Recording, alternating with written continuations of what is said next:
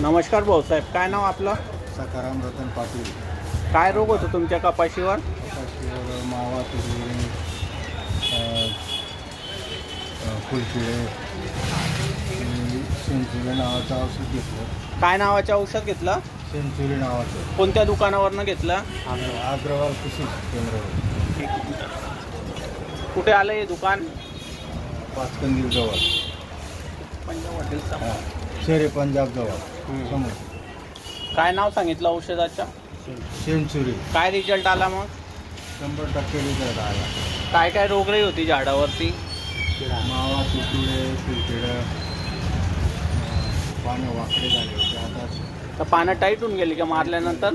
किती दिवसात रिझल्ट भेटला तुम्हाला? 3 दिवसात. 3 दिवसात पूर्ण चकाचक होऊन गेली कपाशी, हिरवीगार. मारल्यानंतर त्याची हाईट वगैरे पण वाढली का? तर तुम्ही समाधानी आहे औषध मारून? समाधानी. अच्छा, ठीक आहे. हे बघा, यांनी सेंचुरी औषध घेतलं होतं रत्नाकर कंपनीचं.